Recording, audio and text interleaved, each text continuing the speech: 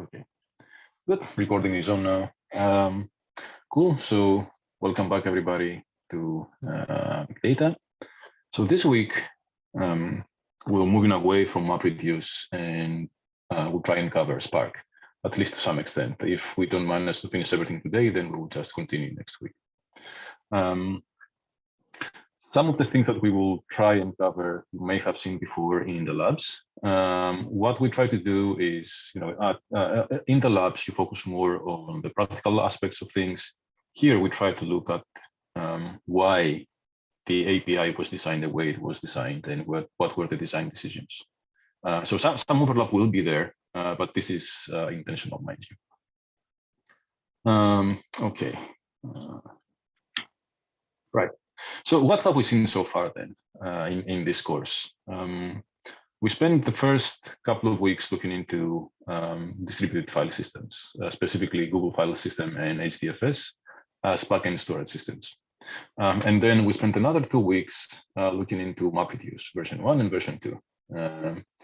And you may remember that MapReduce version 2 is practically just MapReduce version 1, where the resource management was decoupled from the management and execution of MapReduce jobs. Right. When we were discussing MapReduce, we said that this was a system that was originally designed and built to crunch web data. So Google was downloading the web, storing it on a fast sync that was Google FS, and then was using MapReduce to run its to run their analysis on top of that data. And these analytics tasks were batch oriented. So you would have the data sitting there. You would start your indexing task. The task would run for some time, and then at some point it would say, "Okay, I'm done now." By that time, you might have downloaded more data. You would start another indexing task. But that's okay, because one of the key considerations when you're dealing with big data is how close your result can be to actually what is the definition of a correct result at any given point in time. Because of the rate at which data changes, it's quite hard to be able to produce an exact answer that is 100% correct as of some time point, because the data changes all the time. You might start your MapReduce task, and while the MapReduce task is running, it might take a few hours to complete. In those few hours, quite a few changes have happened to the data, but the MapReduce task might never see them. So by the time that task is finished, your result is already a little bit outdated. Now, again, mind you, if what you're crunching is the web, not all of the web will change in a few hours. Actually, the changes that will happen will be only a small percentage, very small percentage of the total data, but still your final result will be a little bit outdated.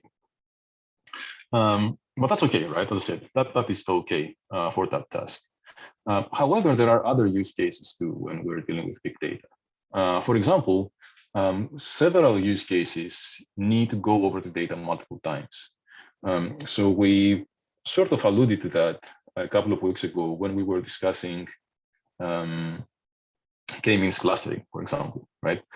So that's a standard clustering algorithm, not necessarily the best suited for a MapReduce framework, but it is one algorithm that someone might opt to use when they first start dealing with big data and clustering algorithms. So you need to go over your data multiple times. And with MapReduce, this means that at the end of every round, you need to write your data to HDFS, like replicate it all over the place, only to have the data read in by the next iteration of your algorithm. So in essence, remember we said that with MapReduce, the output of mappers and the input of the reducers always lives on the local file system of the task tracker of the node where this thing is executed, because we don't want to store these intermediate results on HDFS because of all the overhead that goes into replicating and so on. But when we have multi-pass algorithms, essentially we're doing exactly that in between passes of the algorithm. We're writing out an intermediate result for the purposes of this algorithm, right? It's an intermediate result, and we write it out to HDFS and then read it back in from HDFS because the framework doesn't allow us to do anything else. And that's what MapReduce does. You need to write your output to HDFS in the end. And these algorithms, they arise quite frequently. So, recommendation systems, machine learning, data exploration, and so on. All of these guys tend to have multi-pass algorithms or iterative algorithms. Also, with MapReduce, I mean, you guys never got to write MapReduce code, but take my word for that it's quite tedious. You don't need to worry about the details of keeping things up and running and so on, but the code you write at the end of the day, especially if you want to do anything that is non-trivial or non-standard, you need to write a lot of low-level code. For example, to parse the input and create the partitions exactly like you want them, or to produce the key value format that you exactly need to get the partitioning and sorting to work the way you want it, and so on. So that is fairly low level, but people tend to prefer using higher level languages. So those of you who have been dealing with data databases, you're used to using SQL, either from a SQL client or from within some other application. Python guys are probably more used to data frames and pandas and dealing with data that way. R guys, again, a different way of dealing with data. None of these people actually want to worry about exactly how the data is stored, exactly how to structure my key value pairs, and so on and so forth. These are more descriptive languages than procedural. And then when it comes to interactive data access, MapReduce is definitely out the window. You may remember how last time we were discussing what are the steps in launching a MapReduce job. So you have this Java application that is your client, and especially with MapReduce version 2, right? You need to go to your resource manager, request resources for your application manager. And that means that guy needs to wait for node managers to heartbeat, find some node manager that has an empty slot, spin up a container there. Then that container becomes the app master. Then the app master requests resources for executors, mappers or mapper or reduced task executors. They need to be allocated and spun up, then they get to execute and so on. So if you were to actually write MapReduce code and try to execute it on a production cluster, you would see that just to spin up the task, just to start the algorithm, just to start all of these containers and get them going through the data takes a few tens of seconds, maybe maybe 15, 20 seconds, depending on the size of the task and how many containers you need. So 15, 20 seconds is too long for an interactive data task. You probably want results back within a second, if not less than that. And last but not least, more complex data crunching algorithms may not be directly expressible in MapReduce terms, because MapReduce has these two stages. It has a map, the intermediate shuffle, which is a sort merge type of thing, and then the reduce. But there are algorithms that are, if you were to model them as a sequence of map and reduce, they might be a map reduce algorithm, or an arbitrary combination of maps and reduces. But MapReduce doesn't allow you to do it. It's only map followed by reduce. And if you need something after that, then that something needs to be outside the job, maybe a new job, maybe some post-processing task, and so on. So there are several pain points with MapReduce. I mean, MapReduce has its place in history, and it's still used by several people out there, perhaps more as a legacy technology than anything else. Was there a quiz for week 4? There was no quiz for week 4. So based on what we just said then, let's try and have a discussion. And we'll see how well this works. This typically we would do these things in the classroom, but now we'll make do with Zoom and breakout rooms. So from our discussions and lectures so far, you have caught a glimpse into MapReduce, right? And I just discussed a few issues here. So what I would like you to do, let me see, how many people do we have now? 72 people. Okay. So what I'll do is I'll assign you to breakout rooms. And what I'd like you to do in those breakout rooms is discuss these 3 points. Okay, so what would you expect to be MapReduce annoyances for the programmer? Think of yourself, right? If I were to ask you to just go and write MapReduce code now, with what you know, what would you expect to be, like pain points from the programmer's point of view? What are framework-specific design decisions that seem to be hurting performance exactly for the cases we just discussed? And what would you do to address these problems? So let's take maybe like 5-10 minutes. I will assign you to these breakout rooms. And what I'd like you to do is, feel free to unmute yourself, discuss it within your breakout rooms. And then at the end, I would like one of you from each breakout room to be the scribe and report back what were the things that you discussed. Okay. So, oh no, people are leaving. Don't leave. This is the nice stuff part.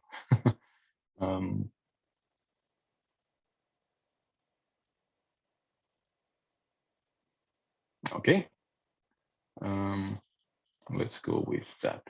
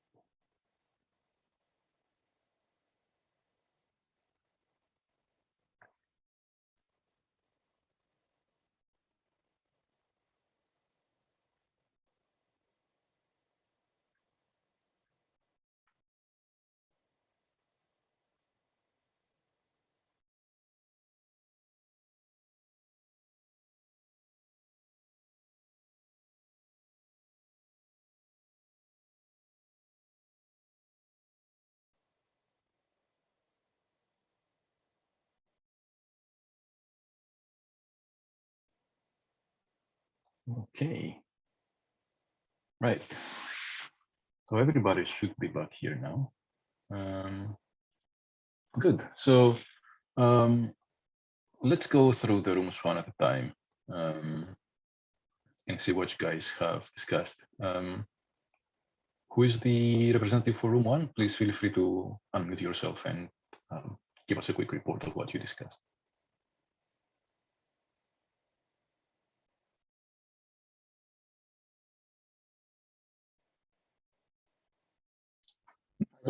Uh, yeah, I guess we didn't have a lot of points, so I'll just go ahead with the points we had. So one is regarding the code-specific issues that might arise. So one is that the MapReduce code and the client JVM needs to take care of all the input splits and the other nuances in the MapReduce task. So like the aggregation, sorting, grouping, and partitioning, all those kind of in detail should be taken care by the MapReduce code. So that is going to be like for a programmer specifically, like who's new to all this, is going to be really cumbersome. So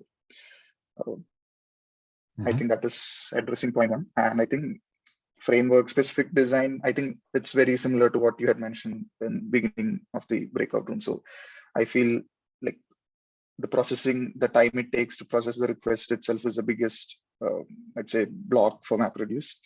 So since everything happens with multiple writes in the disk when reading, there is a lot of usage of the network interfaces.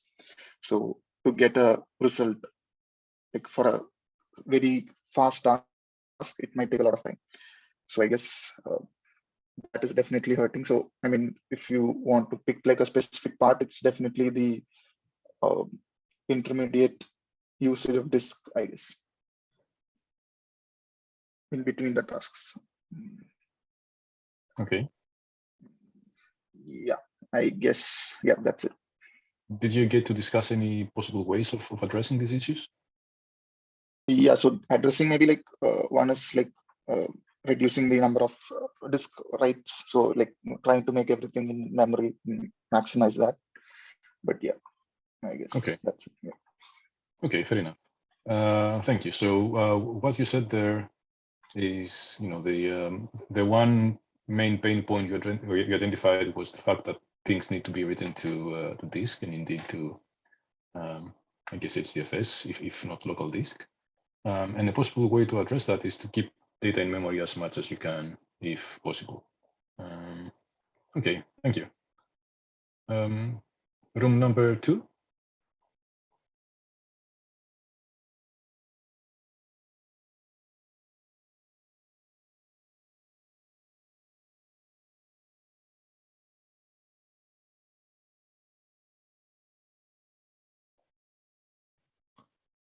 Hello? Okay, if you don't remember what room number you were at, just unmute yourself. There's only what, 10 rooms, 9 now. So let's get all the people that are the representatives unmuted, and then we can continue. You don't need to work. We don't need to do it in order of rooms. So could one of the, or all of the representatives please unmute yourselves and continue with this. Okay, I guess mine is room number 9, probably. Okay. Not sure. Good. So we were discussing about the annoyances that MapReduce has on programmers. We were thinking only a specific set of problems can actually be addressed by MapReduce. So basically, if you have jobs that cannot be partitioned, then you cannot use MapReduce. And jobs that do not have that functionality of map and reduce cannot essentially be used. Make use of this MapReduce paradigm. And also considering what your lecture was about a few minutes ago, only batch processing jobs can probably use MapReduce and not the streaming jobs because of the change in data when it happens. As for the design decisions that we recommend, there was one more thing. High-level programming languages cannot be used. That was kind of an annoying thing because we still have to use Java or C. Yeah, Java basically. So and about the design decisions, one thing was that since data cannot persist on memory, this makes it kind of slow. As Tony said, there's a lot of read and writes into the disk. So one ideal thing would be to implement a lot of it on RAM, which basically I guess is what Spark does. And the second one was, I think, personal to us. We were suggesting we could actually provide a framework that could work at a lower level language, but basically implement MapReduce at a higher level language. That way, I mean, we could make use of the higher level language rather than it getting slow when we use Python or something. Right. Okay. Okay. Fair enough. Thank you. Thank you very much. So to recap, the two main issues you identified there were, again, the excessive I/O, which would be mitigated by keeping things in RAM as much as we can, and then the inability to use higher level languages to define your tasks. Having to do everything in Java is a nuisance, right? Yes. Okay, good. Thank you. Who would like to go next? That's 2 rooms out of 10. Room 7. Evan. Yep, all right, for MapReduce annoyance, is for the programmer or person who'd worked with it before, and the using it for small data sets that is a pain. And we also had the points that have been made earlier about how had to specialize for batches, so it's kind of slow for everything else. It doesn't like real time. And for solving it, it was easily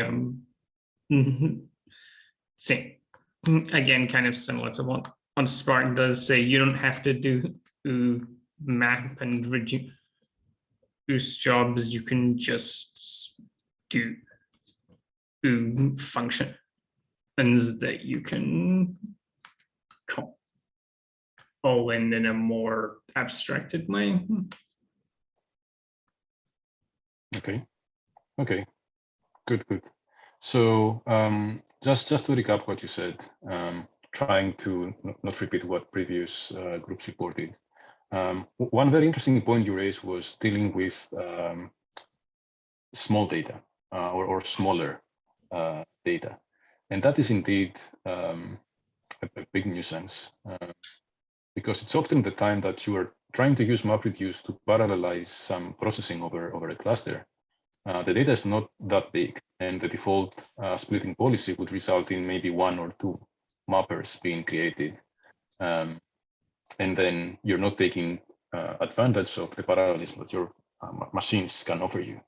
And the only way to work around that is to create your own input format so that you split the input to more pieces. But then that is that can get quite challenging depending on the problem. And I think you also mentioned the fact that not everything can be a map and a reduce. You probably want to have other primitives in there. You probably want to be able to combine them in different ways, as that's just done a sequence of alternating maps and reduces. Am I missing something here? I don't know. Oh, I'm just the spokesman. The techie people did the actual did the actual designing. So if any of them want to pipe in and say, hey, you've missed a thing, then Okay, what I'll suggest we do in the interest of time is move on to the next room. And if at the end of, once we're done through all the rooms, if there are any points that were not raised, please feel free to unmute yourself then, okay? Yeah. So good, let's move on to the next room then. Hi, this is... Hi, Professor. Oh, sorry. Okay, good. Yeah. I like that we have at least two. All right. Okay, so let's go. I'll be voicing out on behalf of Group 8. So, well, it's not always necessary to implement everything as a MapReduce program. So there are a couple of issues which may not be solved with an MR framework. For which do we use an MR that is MapReduce and a further reduce, as you were mentioning in the class, but again, which may not seem cost effective. And especially when we need to handle streaming data, which in order to perform real-time analytics, not sure how MR can be used because that is best suited to perform batch processing. especially with huge amounts of data. And also in case of iterations, that is when we need to process the data again and again, where Spark would seem like a better option. But we do have a workaround. I've just found out that in case of like complex iterative algorithms, we can use something called Twister, which is a great framework to perform iterative MapReduce. But this is just a quick workaround. But as we see, like MapReduce does have its own challenges. That's what we found out. Okay. So since you touched upon that issue, and Twister and friends, could you maybe explain how Twister addresses the problem, or if you, let's not make it this specifically about Twister. What would be the the thought process behind addressing this issue? How would you go about solving it?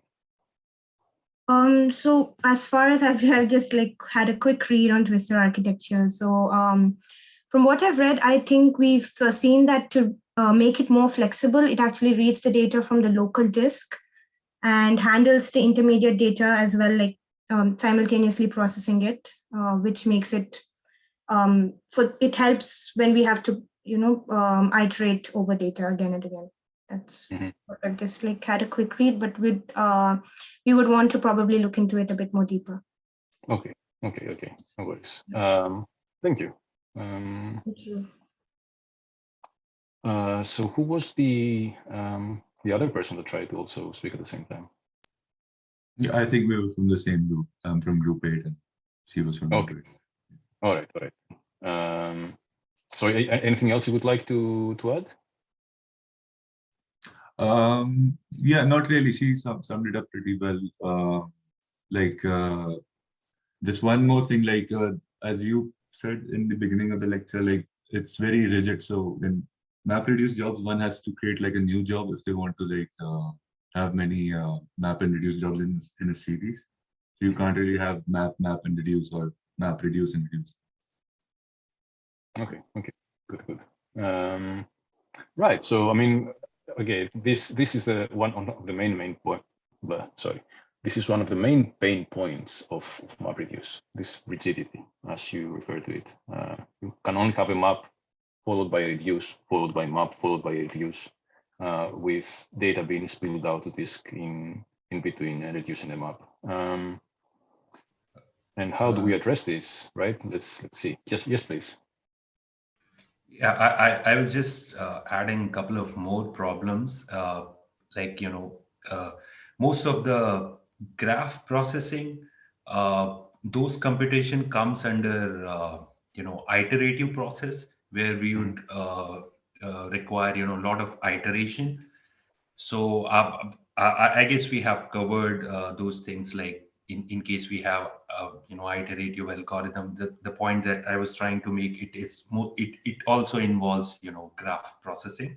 That is point number one. The second would be implementing very complex machine learning and deep learning algorithms, because I cannot see anything is specific into MapReduce framework. Probably they'll be using third-party tools and all to implement that. I'm just guessing it. Yep. So if you have something to address that, again, everything can be addressed through doing a lot of processing in memory, like even implementing multiple mappers kind of thing in memory, where we are not storing output into local disk, but doing everything in memory itself, something of that sort. So that's 3 points I just wanted to add. Okay, thank you. Yeah, anyone else?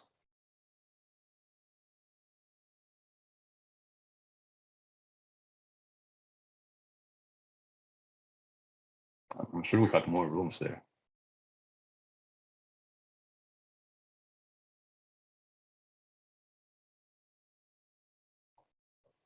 No? No more points to be added?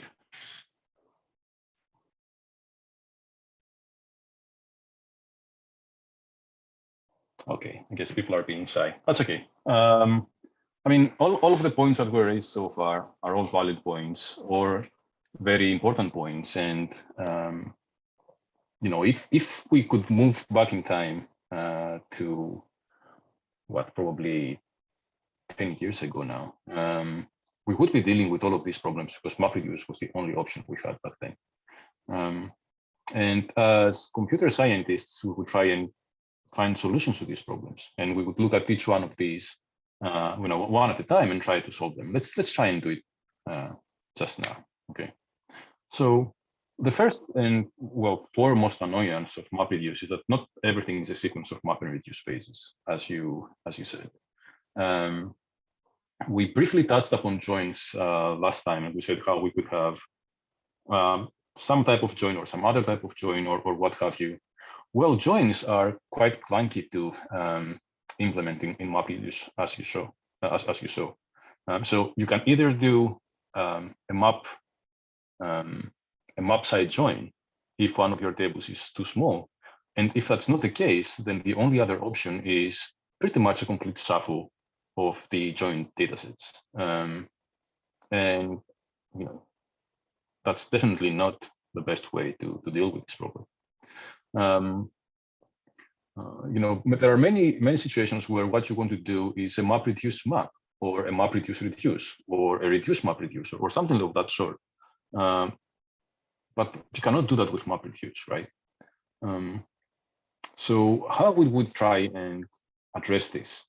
You know, the first thing to do is to break down the framework. So instead of saying I have a map in the reduce, and this is the sequence of operations, what we can do is try and define a language of operators and a sort of algebra, right? Now, as we will be going through these problems and their solutions, and as we will be going through how Spark works in the remaining of this lecture, maybe next week too, a lot of the terminology that we'll be using is actually borrowed from databases, because the guys who actually created Spark, well, they come from a fairly strong database background, regardless of what they do in their lives right now, right? And a lot of these problems were previously seen and addressed in databases, right? Relational databases of all types. So here we're talking about operators and an algebra. And what we want to be able to do at the end of the day is create a graph of operators. Like when you have a SQL query in, in a relational database, your query itself defines a graph, a tree most of the times, but in special cases, it could be abstracted out as a graph directly. So that's the kind of model we would ideally go for. A model where we have operators with well-defined semantics, well-defined inputs and outputs. And these well-defined semantics would allow us to combine these iterators in plans where these operators are connected through this graph of inputs and outputs. The other issue you identified was too much disk I/O. Yes, we write the map output to disk, we read back during shuffling. In between jobs, we need to write to disk and write to HDFS and read back from HDFS. And this all hurts performance. So how would we go about solving this? One way is that we say everything must fit in RAM. Okay, and just as data points, this first problem of the sequence of maps and reduces not being able to cover everything was actually addressed in a system called TES. TES is an execution engine that allows you to have, when TES came out, it was still just about maps and reduces that were the operators, but you could have a graph, a directed acyclic graph of such operators, and TES would just play out that graph, would execute that graph. The too much disk I/O problem, you can say that, I want everything to fit in memory. And again, several years ago, what's the name, Cloudera, came out with a system called Impala. And Impala was this data processing framework that was much, much faster than MapReduce and Tez at that point, because it assumed everything fits in memory, right? So first thing it did was load everything in RAM, and then all of the processing happened in RAM.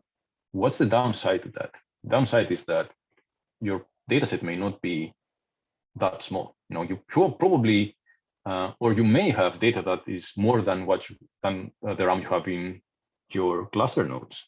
And in that case, Impala would fail, right? Impala would crash. There was this other system, or actually, we'll talk about that in a minute. We talked about, you actually mentioned this, and I talked about it earlier, that the setup and cleanup overhead is quite significant. So interactivity is out of the window because we need to spin up all of these Java virtual machines, allocate containers, and do all of this dance every time we need to start a new mapper or start a new reducer. So how would we go about addressing that? Okay, wouldn't it be nice if we, when the job started, we spun up the containers we need to spin up, and then those containers remained there, and they were just reassigned tasks. So, we don't go to ask for a new container for every map. We have a container running there throughout the duration of the job. And what we do is we give it map tasks or reduce tasks, and it does its job, right? So this is akin to having a pool of threads in a single node system. And this pool of threads grabs jobs from a job queue and executes that job, or grabs tasks, I should say, from a task queue and executes those tasks. If we could do that kind of setup, we would, to a large extent, alleviate this overhead. Oops, wrong button. We said that multipass algorithms are too slow, right? Again, machine learning, graph processing, and so on need to go through the data multiple times. What is it that makes these algorithms slow, though, right? There's two pain points that were addressed and actually mentioned by you. One is the disk I/O. The other is the network I/O. So for the network I/O, addressing the network I/O is way more challenging, if I can say so. So for example, for graph processing, you need to have bespoke graph partitioning algorithms that are specific to the processing task you try to do if you want to optimize for network. But the disk is somewhat easier to solve, right? Even if we can't fit everything in main memory, perhaps we can fit some of it. And if we can fit some of it, then we need to swap stuff into memory and out of memory as needed. What does it sound like swapping stuff in and out? Sounds a lot like a cache, right? Where you have data that is hot, you need it frequently, or you need it now. You have that data in your cache, and data that is cold, data that you don't need right now, or you need it a long time ago. You can throw that out to disk safely. So maybe a caching scheme here would solve the too much disk I/O problem, at least within the job. Now across jobs, if we have a framework that allows us to chain or to have this graph of operators, then there's no reason why we should write stuff to disk in between those operators. There is a catch to this, and we'll get to that catch later on. Okay, but for now, let's stick with that idea of what if we cache data to disk, right? That might solve some of the disk I/O problems, and that might make multipass algorithms also faster. You said that only Java being supported is a nuisance indeed. Yes, we can have Python through Hadoop streaming, but it's very highly not recommended. SQL, though, while Hadoop was around, there was a bunch of other tools, other systems built around Hadoop that offered you SQL interface. Hive was one of them. Impala, I just mentioned, Drill, and there were way more than just these three.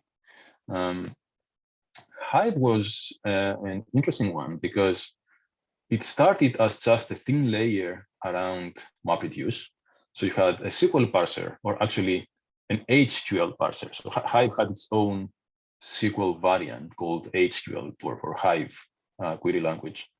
It looked quite close to SQL or SQL, but it lacked some of the SQL capabilities.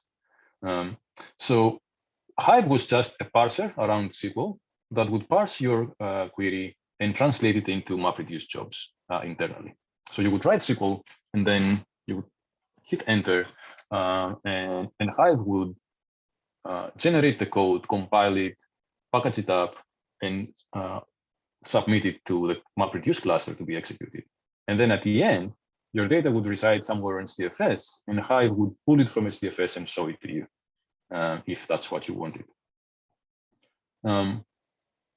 But as we said previously, MapReduce is not definitely it's not the best option for this type of iterative processing.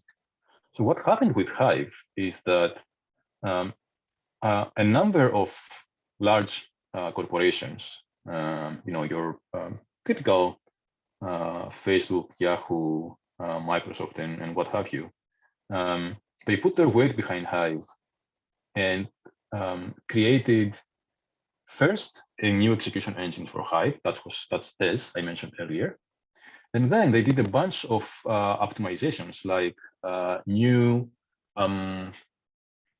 compression schemes, a vectorization engine, a code gen engine, an optimizer, a cost-based optimizer, and so on. So in essence, they made Hive into a much better system than MapReduce. And at that time, the marketing that was going around was that Hive plus these optimizations, actually called Stinger Initiative back then, they would make Hive like 1,000 times faster than MapReduce. And to a large extent, they actually delivered, right? But okay, I mean, SQL is just one of those languages. A lot of people here are probably more accustomed to Python or R. And what do you do with these guys, right? How can you accommodate Python or R or other languages in your framework? At the end of the day, MapReduce did solve all of these problems with the programmer not having to worry about all of the reliability and fault tolerance and replication and what have you aspects of the distributed system. But for non-programmers, it was quite hard. Even for programmers, it was a bit challenging. So a couple of years ago, probably 3 years ago, when we were running this course, we had people write MapReduce code. And that was the first assessed exercise. And then the second assessed exercise was do the same task in Spark, okay? And what they would tell us is, it's like night and day, In MapReduce, it feels like writing code in assembly, and then you go to Spark and it feels like writing code in Python. There is a question here, why do we even have the requirement of MapReduce to be easy for non-programmers? That's a good question. Well, you see, when MapReduce came about, it was marketed as this easy-to-use tool that data analysts would be able to use to do their big data things. Data analysts are not necessarily like seasoned Java programmers. Okay, so what happened was that MapReduce became this niche that people with some systems background being really good at writing Java code, they excelled at it and they became very highly paid. But data analysts were having a hard time unless they were using one of these wrappers like Hive or Impala or Drill or what have you. But then what also happened was that the code that these tools were producing, Hive, Impala, and Drill, and so on, was never as optimized as handwritten code. Because, well, I mean, writing a query optimizer is a very hard task. It's a notoriously hard task. Writing a query optimizer for something that runs over MapReduce is an even harder task. So yes, MapReduce had all of these issues. I don't know if there's anything that was not mentioned. I guess people would have spoken up by now. So let's see how Spark came to the rescue. Okay. There is a question here about MapReduce, and I'd probably better address it before we move on to Spark. And the question is, how security and privacy is being ensured in MapReduce? Because in a relational database, a lot of security mechanisms we can imply, like creating multiple views, access control, and so on. And that's an interesting point. And until recently, until the last time I checked, actually, MapReduce was actually better at this than Spark. Anyway, MapReduce, the framework, grew at some point the ability to authenticate users through Kerberos and other mechanisms. HDFS also had similar mechanisms that would allow or disallow access to users. Remember, HDFS exposes this interface that's quite close to that of a Linux or Unix file system.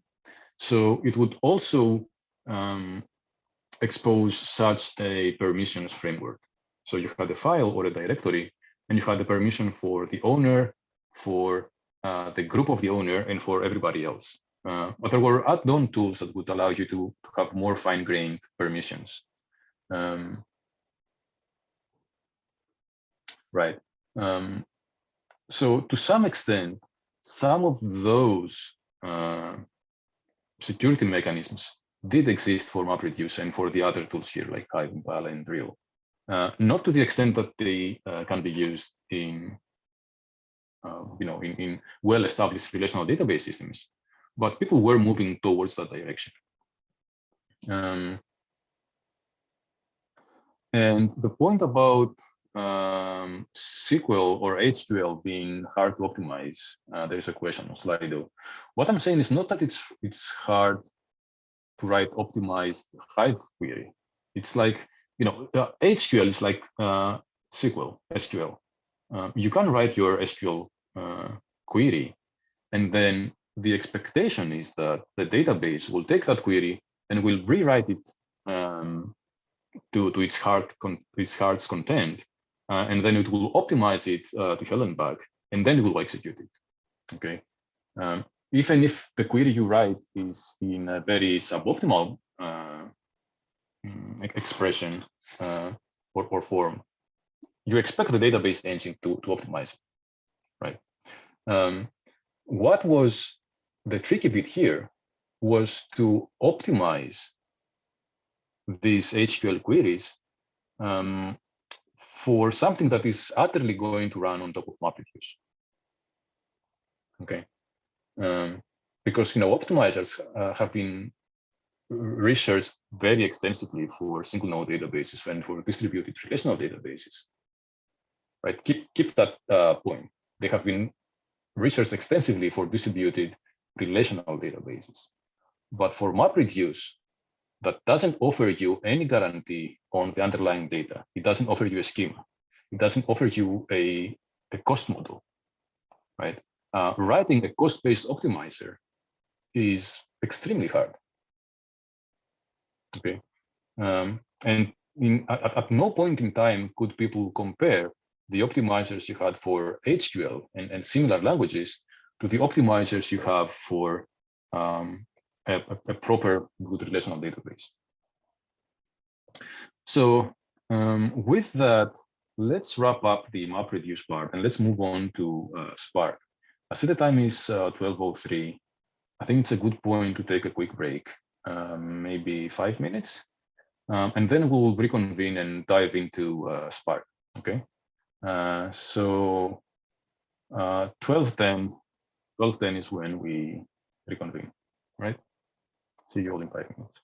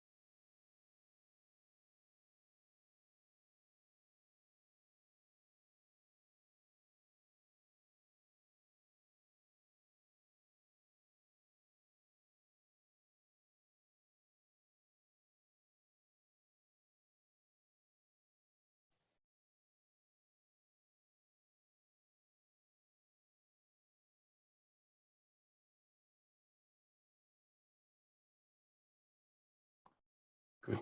Okay. So we're back here then. So Spark was marketed as you know, the end-all solution to all the problems of MapReduce. Good. So what is Spark, or what, you know, how is Spark again sold, right? It's sold as a general-purpose execution engine that can do both batch and stream processing, and where map and reduce are just two of several dozens of operations or operators. Spark has this machinery that allow it to do in-memory caching to try and alleviate disk I/O. And this in-memory caching, as we would all expect, works wonders for iterative algorithms, but also works wonders for just about any algorithm. You know, the more you avoid writing to disk, the faster your algorithm is. Spark is fast, right? So it's supposed to be up to 100 times faster than MapReduce when you can fit your stuff in memory, and up to 10 times faster if that's not the case and you need to spill out on disk. Keep in mind that this is how Spark was presented to the public like a decade ago, right? And as is always the case with marketing presentations, they don't tell you all the truth. So we might get back to this point in the future, right? Spark offered native support for several higher level languages. So Java was of course supported. Scala was the native language in which Spark was written. Scala was also the, let's say, the recommended language to use with Spark. But because most people came to Spark from MapReduce, Java was what they were used to. So, you know, Java and Scala are the two most popular languages used with Spark by people who care very much about performance. Now, there's also Python and R and SQL supported as higher level languages.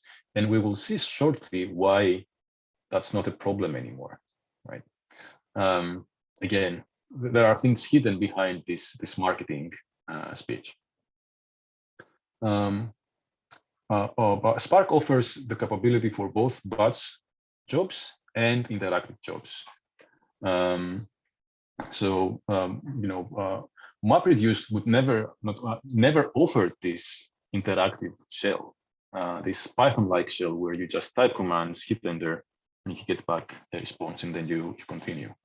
You know, one of the reasons of why this was the case was of all this overhead of spinning up the jobs and so on. But as we will see, this overhead is now greatly reduced in Spark. Spark could actually offer this interactive mode.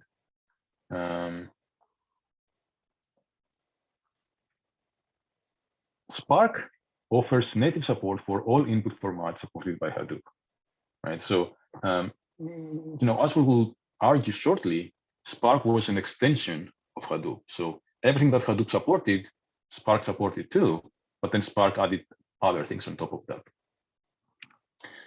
And then Spark came with a bunch of built-in libraries to do things like stream processing, basic machine learning, processing graph data, and so on.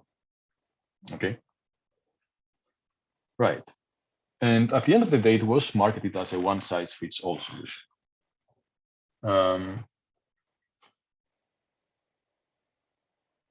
So there are a couple of questions on Slido about, I guess, this slide. Someone says that Spark is around 2 to 3 times faster in general. It can't be that much faster as reported by the this marketing slide, let's say. These numbers are based on experiments run. And you know, when the next slide will do a quick history recap of Spark, and I'll touch upon this too. 2 to 3 times is still quite a bit faster. You know, it's 2 to 3 times faster is a good reason to switch to a new tool. Is Python slow for Spark too? As I said, there is a slight kink to this.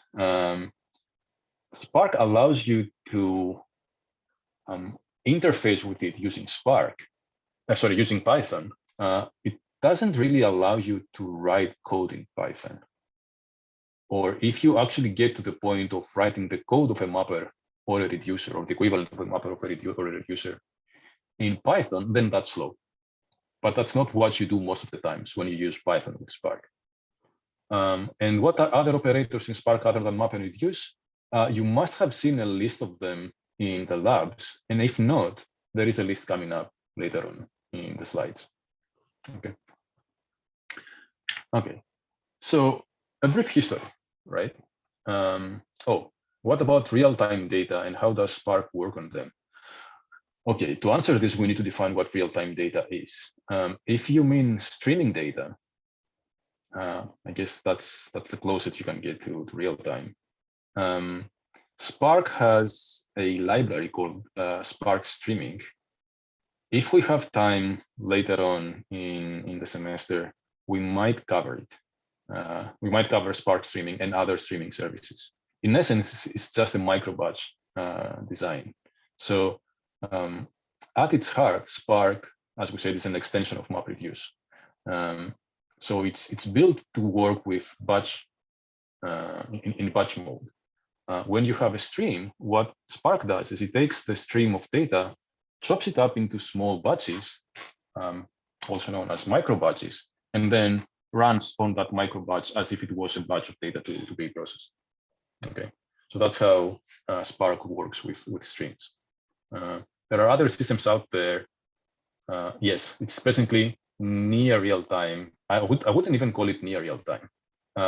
If someone wants a system that can do real time or near real time, I would probably recommend that other systems, not Spark, like proper streaming systems. Okay, so here's an interesting thing. Spark started as a class project at UC Berkeley in 2009. So UC Berkeley had developed this resource manager, think like Yarn, called Mesos. And they had a course where they were covering Mesos. And there was this class project of go away and create something on Mesos and come back and show it to the class. So a bunch of quite smart people decided to try and recreate MapReduce on Mesos. But while they were doing that, they were trying to also address things that they were annoyed with regards to MapReduce. Okay, and that was how Spark came to be. It was open sourced a year later, became an Apache Foundation project 3-4 years later.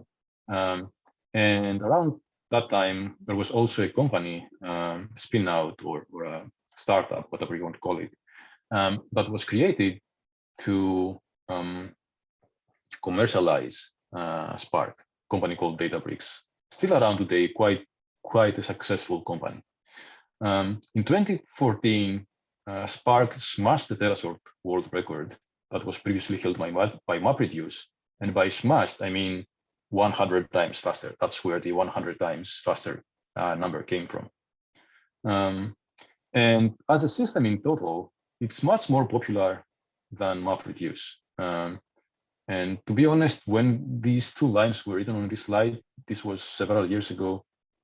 If I were to check Google searches now, like Ngrams, I'm sure that MapReduce would be way down and Spark would be way higher. Right. So at the heart of Spark, like the main abstraction is RDDs, like resilient distributed datasets. What is an RDD? It's the archetypical definition. It's an immutable, partitioned, and distributed collection of records. Let's try and break this down a bit. Okay, it's immutable, meaning that whatever data you have in an RDD will never change. How do you do updates? I mean, if you want to run an algorithm, how do you do it? Well, the way you do it is the same way you would probably do it in modern functional languages. I don't know if people here have any exposure to functional languages. The way you do it well is that you create a new version. So if you have a variable v, and you're going to do an update to it, what happens is you create a new version of that variable with the update, and the old version is still around, right?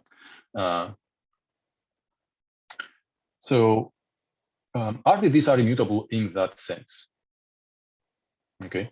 Once you have defined an RDD, the data it has will never change. If you want to change it, you need to define a new RDD that is, the output of some function applied to the old RDD. Right. RDDs are partitioned in the sense that the data that they encapsulate is not stored on one machine, but it's stored on multiple machines. Think of like HDFS files. Yeah.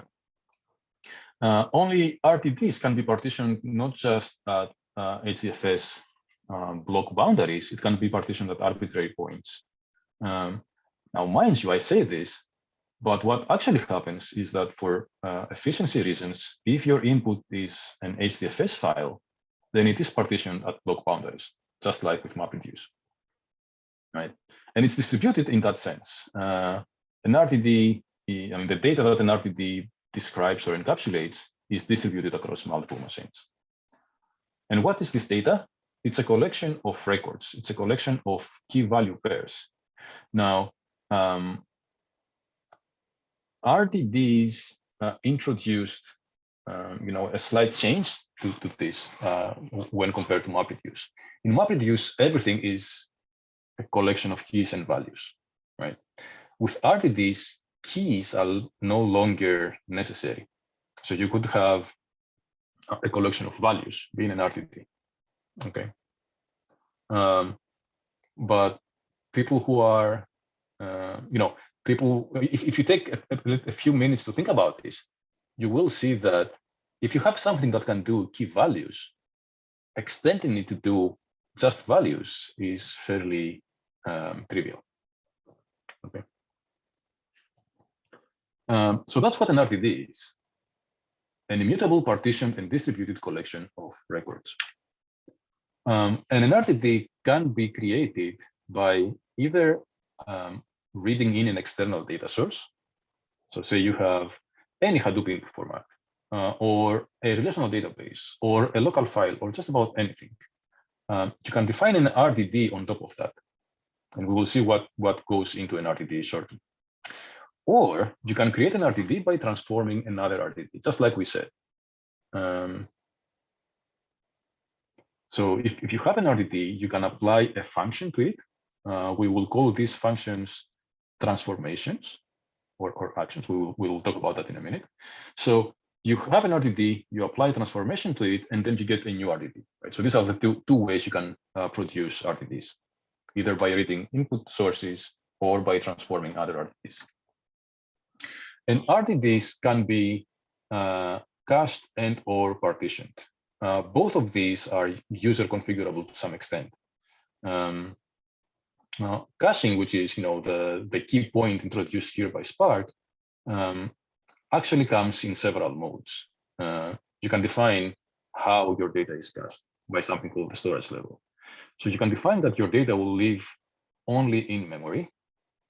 And that means that if it cannot fit in memory, things go bonkers. Or it will be just on disk, so no caching.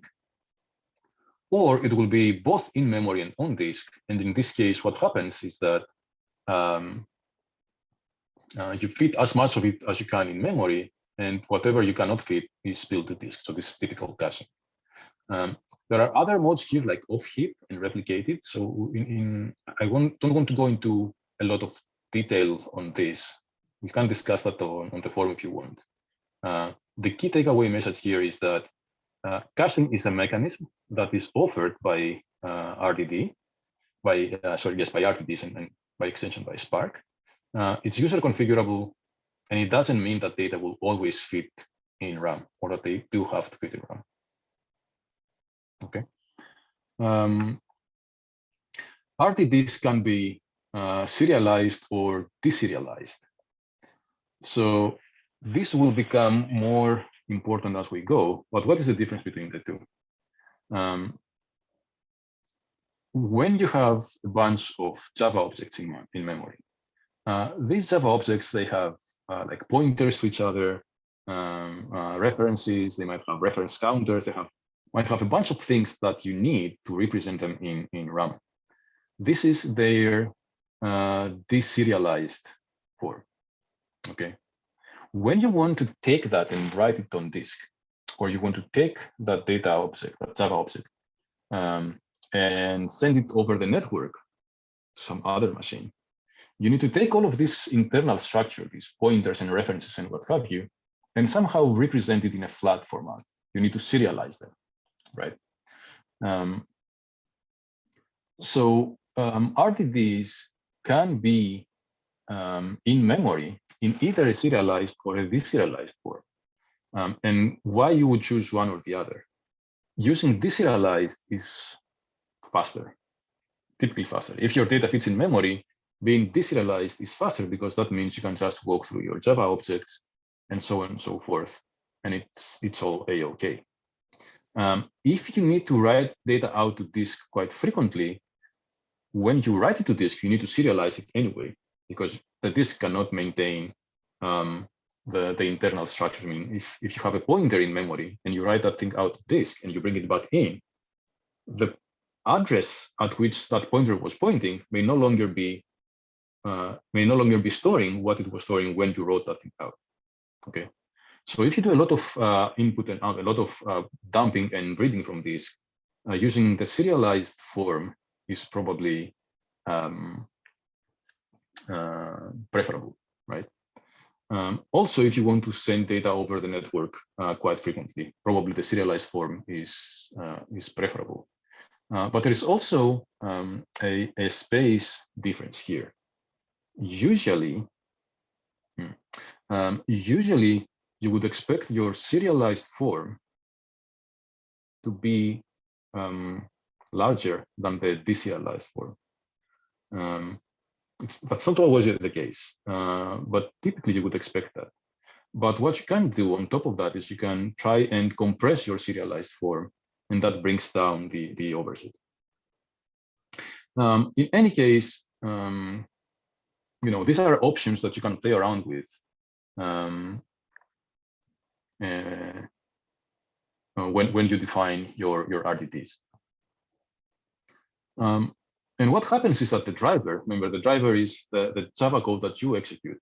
Back in MapReduce language, the driver was that program where the job client was instantiated, and then you started the dance with the job tracker and task trackers, or with the resource manager and so on, right? So the driver, what it does, it records the lineage of each RDD. So it records how the lineage was created, how the RDD was created. So what was the RDD or source that came before it? What was the transformation that was applied, and so on and so forth. So if something goes wrong, if part of your computation crashes or whatever, with this lineage, you can try and reconstruct your RDD at runtime, right? What this means is that your RDDs don't have to be materialized at every step of the way. And we will see what that means in a minute. Again, this is something that comes from database land, this design here of lineage. Okay. Let me see a couple of questions on Slido. Can I please give an example of simply values rather than key value pairs? So a good example here is the word count. Remember when we were discussing word count last time, we said that the input is this collection of keys and values, where the key is the offset in the file and the value is a line in the file. Well, we never did anything with those keys, right? Those keys were introduced because MapReduce required that the input is in a key and value format. Okay, so that's a good example of just values. We just need the values there. We don't need the keys. A question about serialization. What serialization is? So this is probably a question to be covered in maybe a Java or Scala course. but I'll just give you a quick answer here. Think of a simple data structure like a linked list. Yeah, you have an object that holds the data, and that object has a pointer to another object that holds the data. That's the second node that has a pointer to another object that holds data, and that's a third node in your linked list. When this data is in memory, those pointers, I mean, what is a pointer? Like, so you have something in the first node that stores the address in memory of the second node. And you have in that second node something that stores the address in memory of the third node, and so on. If you write that data out to disk, the pointer you have there means nothing on disk, right? So you have a location in memory that is no longer yours because you have written the data out to disk. What you need to do when you write the data out to disk is to go and replace those values with something that makes sense on disk, and that makes sense to your program when it's later read back into memory. Okay, so this process of translating into something that makes sense no matter what, and then translating back into something that makes sense in memory, this is serialization and deserialization.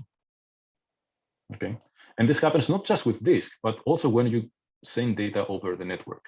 You cannot send a node of a linked list over the network and expect that whoever receives that can take that pointer to the next node and follow it, because that pointer points to your own address space, not their address space. Okay. What happens if driver fails and so on? We will cover that later on. Okay. So what are the operations supported by Spark? There's two types of operations here: transformations and actions. And this is the part which you may have seen again in the lab, right? These are organized in directed acyclic graphs, tags, and they are grouped into stages and they are executed in parallel. Okay. Transformations create a new RDD from an existing one, and there are a couple of design decisions taken here to make this as efficient as these guys could. First of all, transformations are evaluated lazily. And what this means is that when you write your Java code, your Spark code, either in the interactive shell or in a Java program or in a Scala program or in a Python program or whatever, what you do is you gradually define this DAG of operators. Okay, so you say my input file is X, read from that input file, and that creates a new RDD. That RDD split it into words. That creates a new RDD. That RDD map every word to a key value pair where the key is a word and the value is 1. Right? So you define all of these actions, but nothing actually happens. Nothing is actually executed on the cluster. Right? The only point where something will be executed is when you request some kind of output. And that is what an action is, as we will see in a minute. Okay. So what this means is that for Spark, for the driver, it can build up this DAG. And when the time comes to execute it, it can then look at the DAG and try to optimize it. All right. We will see what kind of optimization the driver can do. Okay. Examples of such transformations are map and flat map, filter, distinct, join, and so on. What are these? So a flat map is like a map that can produce 0, 1 or more key value per 0, 1 or more items at its output for every item at its input. A map typically produces 1 item at its output for every item at its input. Okay. A filter takes an item and takes a function, applies the function to the item, and if the output of the function is true, the item is copied to the output. If the function returns false, then the item is not copied to the output, right? So here's why I was saying earlier that a lot of Spark is just marketing spiel. With MapReduce's map, you can do all three of these. It's just that you need to write the code to do it, right? So the typical MapReduce map is your flat map. It takes a key value in the input and can produce 0, 1, or more key values in the output. If you write your MapReduce map to return one item in the output for every item in the input, then you have a map. You know, that's the map function. If you compute something for every item in your input, and if that something is true or false, only then you produce the output in for your mapper, that's a filter, right? So what Spark does up to this point is, yes, it offers these operations, but these operations can be thought of as wrappers around the logic of what the map does, right? Now, I mean, that's not totally fair, because for some of these, you can optimize them differently. So you would optimize a filter differently to what you would optimize a flat map, right? But at the end of the day, you can think of this as just wrappers around the functionality of MapReduce's map. What distinct does is it goes through the input and produces distinct values at the output. You can also do that with the MapReduce map, right? You can maintain in memory a hash table or a hash set, add things to the hash set, and every time you add something that didn't exist there, you copy it to the output. Otherwise, you don't. No. Again, it's a bit more convoluted here because you would expect this distinct to happen across all of your input, and then that requires some more coordination, and so on. Okay. The second type of operation is what we call actions, and actions return a value, and that value can be returned either to the driver client, right, to you, or it could be written somewhere out on stable storage. Okay. Whenever there is an action, Spark realizes that the user expects to see something on their screen, on disk, on HDFS, on whatever. So now it's the time for me to kick in. Okay. So whenever we have, we start with an RDD, we load data in, we do transformations. We create this DAG of operations, and at some point there is an action. So what happens then is that Spark will start from that action and walk backwards. See what RDDs are required to be computed for me to carry out this action. And that part of the DAG will then be optimized and executed. Okay. Examples of such actions are the reduce functions, because you would. Why are these actions? We'll probably discuss that next time. But have things like count. Count will give you a number that denotes how many items are in an RDD, right? And typically count would print that number out to the user's terminal. So that's output requested. Save as text file, again, output requested. Okay.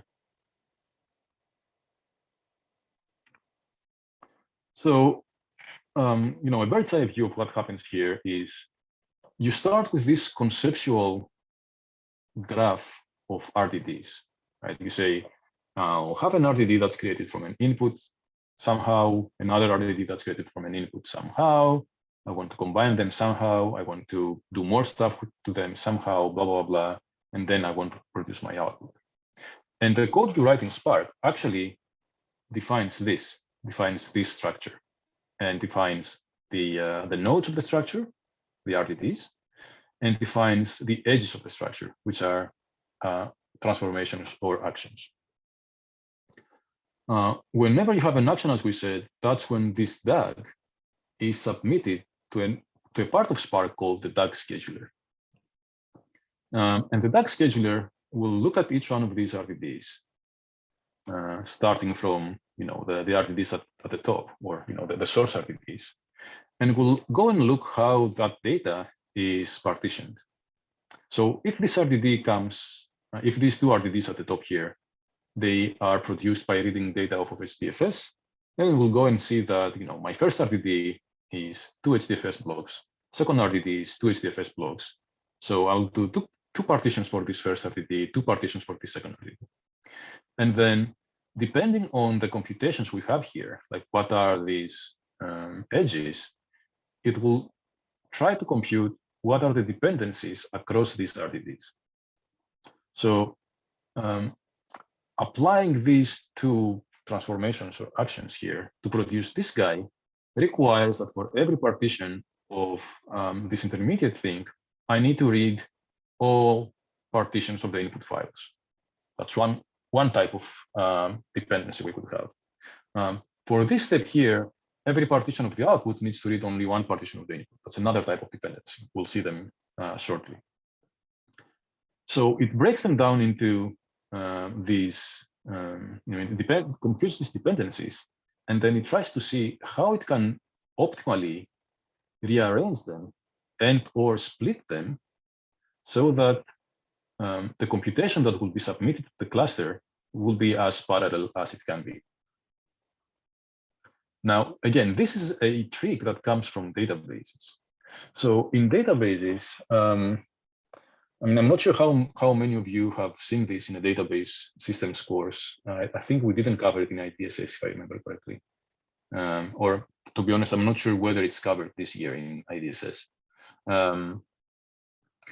When you have a SQL query, you build up this plan. And it starts as a logical plan, and then you try to do some kind of rule-based optimization. You push operators down, you rearrange queries. So things like unions are translated to joins, blah blah blah. You do a bunch of transformations to your logical plan, and then you have this new logical plan that you want to start to optimize. But in that plan, you have pipelines and pipeline breakers, or that's what we call them in databases. So if you have, you have a table and you want to do a select on that table, like a select from A where A.x equals 10, and something else and something else, right? So those 3 parts of the query, they can be pipelined. You can compute the one, pass the results on to another component that computes the output in a streaming fashion.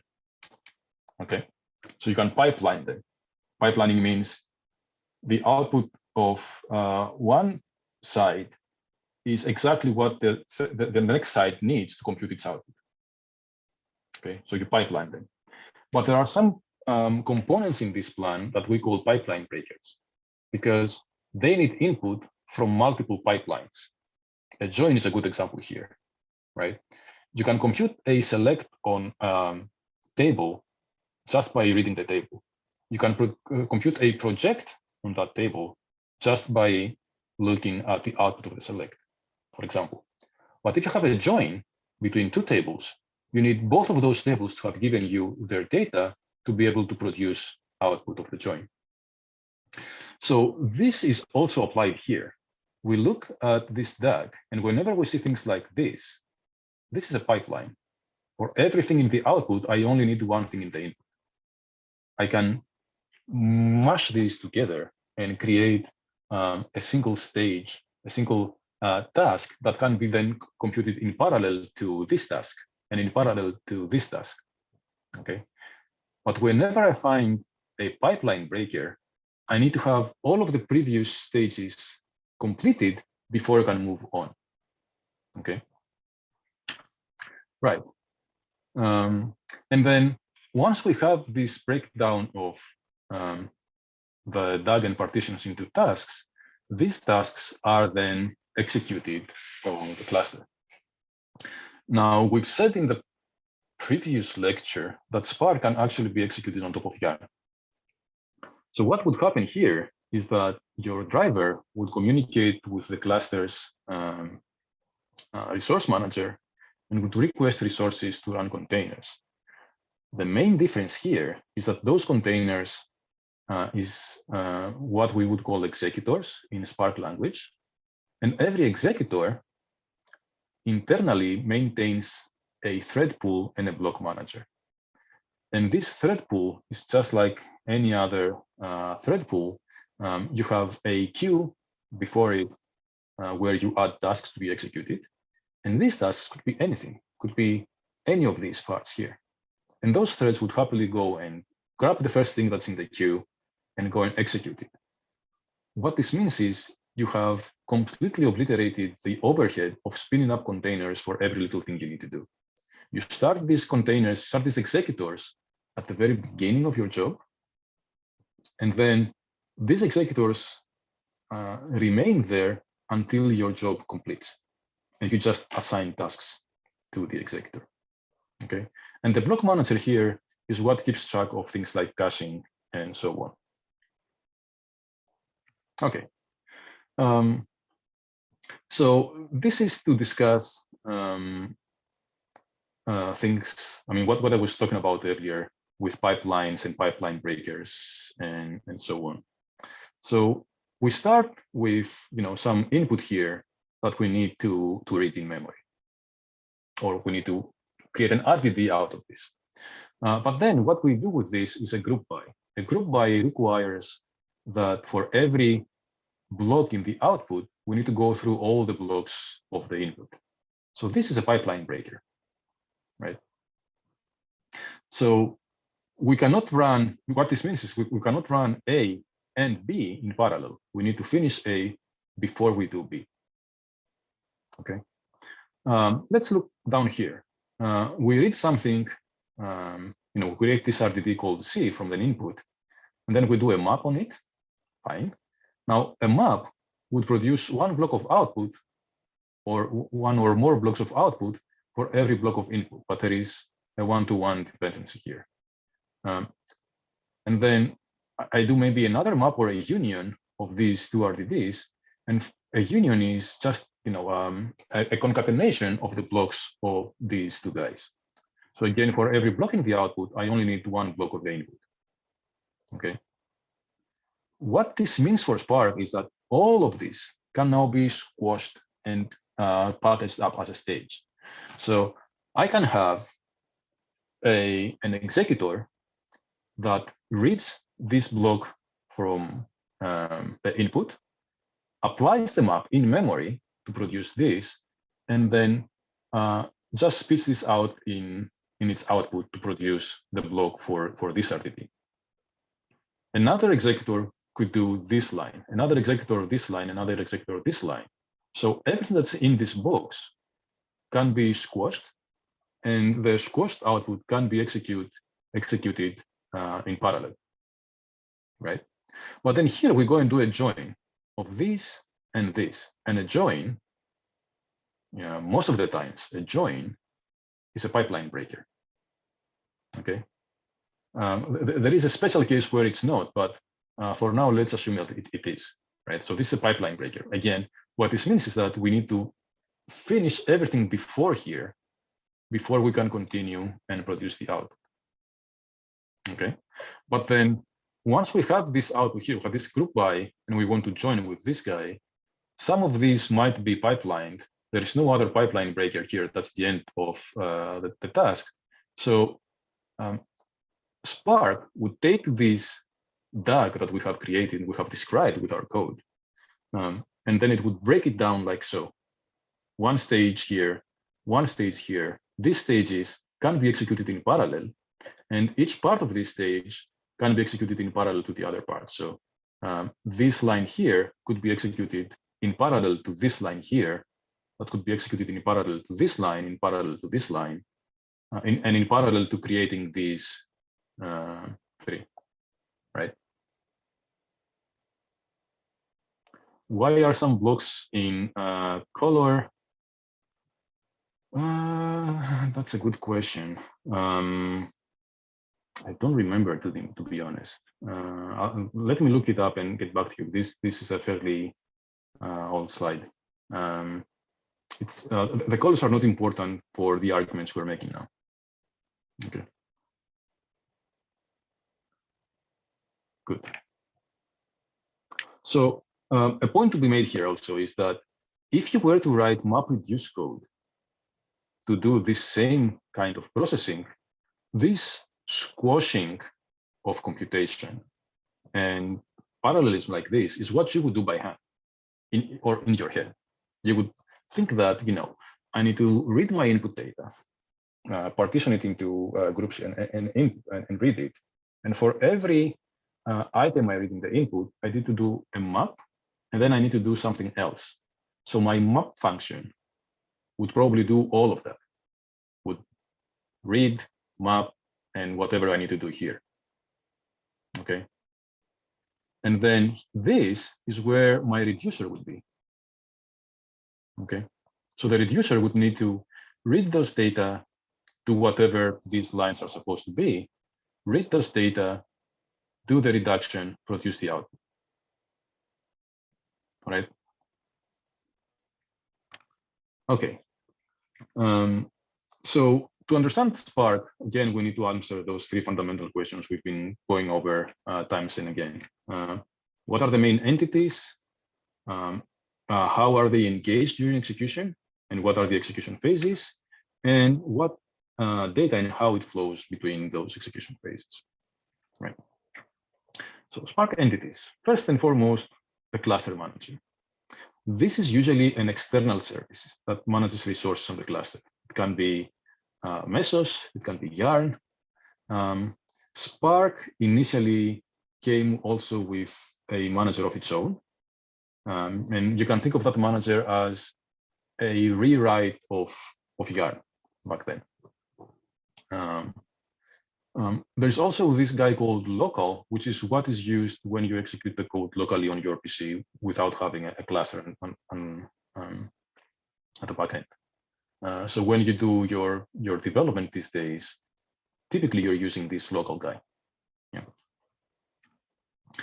Then you have worker nodes, and these are cluster nodes capable of executing application code. These are managed and allocated by the cluster manager, and typically you could have multiple worker processes per worker node, right? One JVM process per worker. How many workers you have per worker node? Well, that depends on the resources of the node and so on and so forth. Okay, and then you have the client. The client runs in a client JVM on the client node, typically. And what it does is, you know, through the code that you write, it defines the RTDs, defines the DAG of operations, and then submits this to the cluster in stages, as we just said, and then mediates the results to the user. Okay.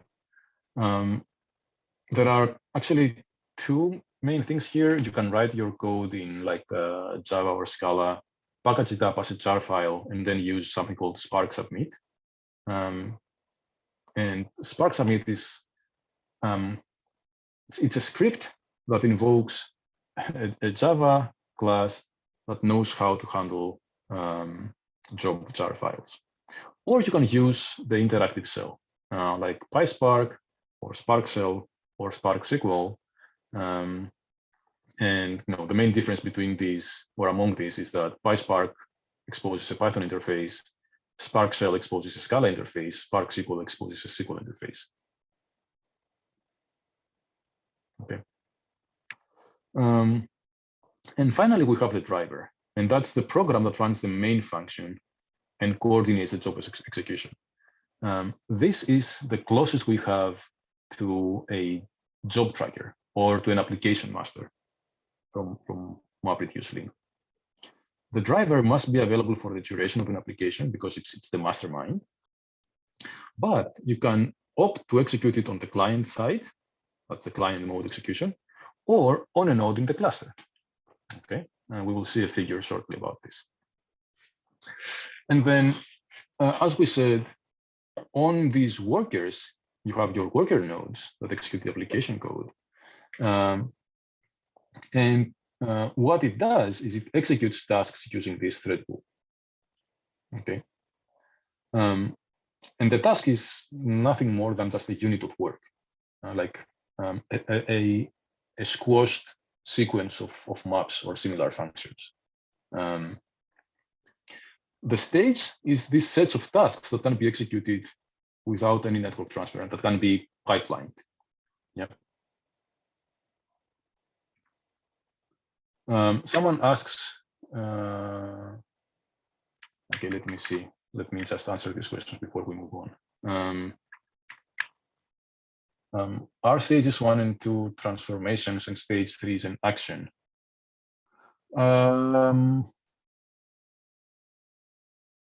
Not necessarily.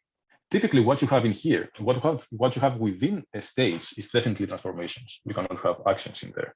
An action would signify the end of a stage. It could be you have an action here to produce output that instantiates all of this, but what you have in here is not necessarily an action. It's just pipeline breakers, operators for which every block at the output needs input from multiple blocks in the input, or where every block in the input contributes to multiple blocks of the output. Yeah. So you can parallelize within stages, and you can parallelize across stages that don't have dependencies. Okay. What you give to your executors is tasks that are the squashed versions of these pipelines. So what you need to do to produce this guy would be given as a task on an executor. This plus this plus this would be given as a task to an executor, and so on.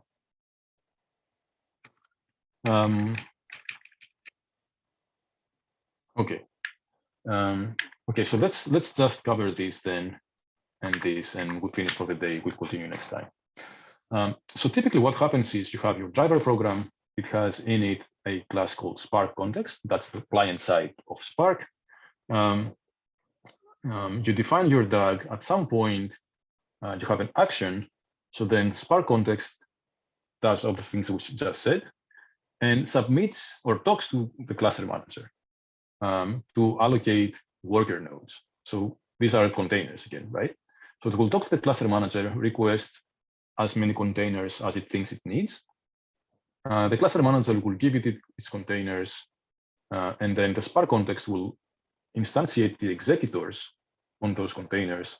And from that point onwards, it will be communicating with these executors to assign tasks, get back results, and so on. And we briefly mentioned earlier that your driver can be executed in client mode or in cluster mode. Okay, in client mode, you have the client application running on your computer. So later on in the semester, when you will be executing your jobs on the cluster, what you do is you write your code, and then you Spark submit it, or you hit execute, or whatever you use to execute the code. That's the client side. Things run on your computer. Yeah. So one option is for the driver to be executed there. And what the driver would do is it would communicate with the cluster manager to get a container to be its application master, like the application master of MapReduce. And then that application master would be talking to the resource manager to spawn containers for the executors and so on. The cluster mode is, the main difference is that the client is very thin in this case. The client just launches the application, but the driver runs within the application master on the cluster side. What's the main difference between these two? If you have anything that produces output, like you do a count will print something in the console of wherever it was executed. If you want to see that output, you need to have the driver on the application side, on the client side. If you don't care, or if you run it in cluster mode, you will want to see the output on the client side. What the cluster mode gives you, though, is that the driver is now taken care of by Yarn. So you could ask Yarn to restart the driver if it fails. Whereas in client mode, if the driver fails, the whole thing is, falls in pieces. Okay. There are other smaller differences here. A key one is that in client mode, every time the Spark driver wants to submit something, submit a stage or so, it needs to communicate with application master over the network, and then the application master does the rest of the stuff. Whereas here, it's all done in by the driver on the cluster side. Typically, the client is outside the cluster, so this cluster mode has fewer like long trip round trips over the network. Okay. And I think we'll stop here for the day. Someone asks whether I could add research paper titles to lecture slides. So the research papers that are relevant to every lecture are actually the pre-session material. There is one paper as a pre-session material for today. And I add extra reading in case you want to dive deeper. What is the paper to read for the week 5 quiz? Oh, it's the pre-session reading for today, RTDs, blah, blah, blah. You'll find it on Moodle. Okay. There's more questions coming in Slido, but we're out of time. What I would suggest is that you ask that question on the Moodle forum, and I'll try and answer it there. And I'll thank you everybody for being around and participating in today's lecture. Yeah, and have a good weekend, and see you next week. Thank you. Thank you. Thank you. Thank you. Thank you.